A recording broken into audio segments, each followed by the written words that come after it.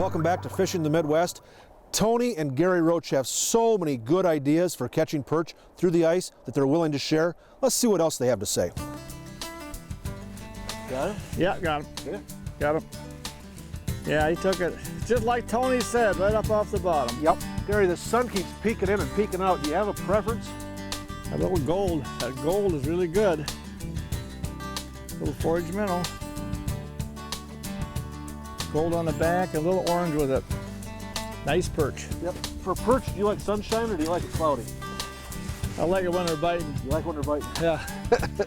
Some of the time when we go ice fishing, especially when it's warm, we'll sit in our buckets or just stand next to the hole. Most of the time we're fishing from portable shelters. The shelters provide warmth and a break from the wind, and they're just so much more comfortable to sit in. And they provide a great way to transport gear. Here are Tony's ideas on selecting a shelter. Tony, you know when you're employing this trolling technique in ice, you can do it in a lot of comfort with these units here, these shelters, can't you? Oh, absolutely. You know, one thing about ice fishing, Bob, is ice fishing's supposed to be fun, and you really can't do it if you're not warm, if you can't store all your gear, if it becomes cumbersome, then ice trolling just really isn't fun, and you're sort of defeating the purpose. For me, my clients, I set them up in the Guardian or the Predator. You can sit 2 or 3 people comfortably. Like you referred to, it's almost like a boat on ice. You can store all your gear in there, they can stay nice and warm, you can catch walleyes, and you can ice troll down the break, much like we're doing outside here today, only you can do it in the comforts of a Freybill. You know, for me, Bob, if I'm fishing alone, I want to travel fast. I'm searching for fish. If I've got clients on the ice, I'm not really concerned with catching fish, but more about finding fish. So then I definitely rely on the Commando. I can stow everything in the back of this thing. It's ultra light and I can keep up with the speed.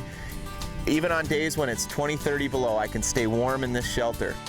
Hey, while we drill some more holes, let's make a quick run to Cabela's in Prairie du Chien, Wisconsin.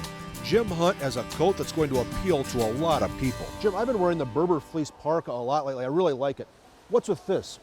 What we've done is basically the same stuff. We've taken our 750 Berber fleece, we've backed it with wind shear to make it windproof, and then we hung a micro fleece liner on the inside for moisture wicking. Why is that important? A lot of times when you get into a moisture environment, you know, because of the wind shear that's in there and stuff, it doesn't want to vent like usual. So this just takes it and makes it more comfortable next to your skin and makes it easier on and off. Plus it protects the wind shear from abrading on your skin. This really feels nice in your skin. Now, what sort of temperatures are we looking at outside where this is most appropriate? Well, I wear mine all year, and you know, for in the winter time when you're just bopping in and out of the car and whatnot, plenty warm enough. What we were doing the other day, you know, when we were outside and stuff, this would certainly be warm enough to wear then, but it makes a great cold weather layering garment also because of the Berber fleece. The looped fleece on there holds a lot of dead air space.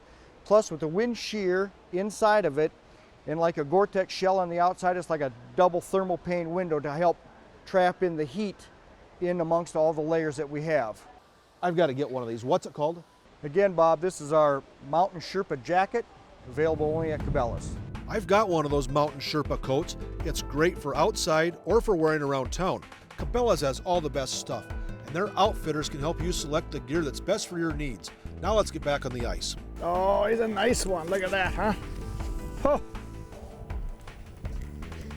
Forage minnow. Look at that. Unbelievable. Gotta get back down there quick so they don't leave. A little heavier spoon gets you down quicker, see? Before the fish, because they're just moving through, you know, and they're not in real big schools. They just seem like they just keep on swimming and they're just kind of feeding as they go along. Today we're trying a couple different spoons. That Macho Minnow has been doing a great job since its recent introduction. We're also using a buckshot rattle spoon. It's been catching fish for several years now. I've done really well the past couple years with smaller buckshot rattle spoons tipped with pieces of gulp mini earthworms. These mini earthworms look like bloodworms, and perch seem to really like bloodworms.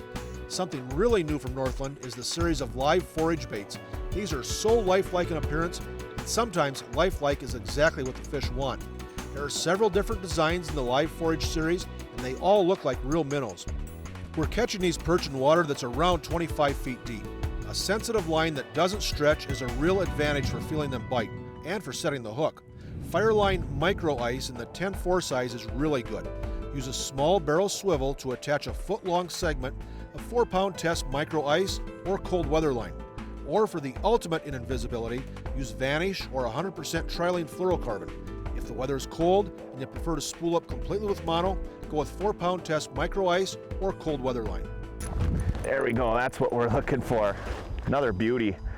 Boy, look at all the mayfly nymphs in his mouth. Bob, this is exactly why we're here and why these perch are here. Ooh, that is a big one. Look at that guy. What are they? Mayfly nymphs. You know, December, January, February, these fish are nowhere around this area. They're more clinging to structure, feeding on trout perch, even smaller perch, yellow perch.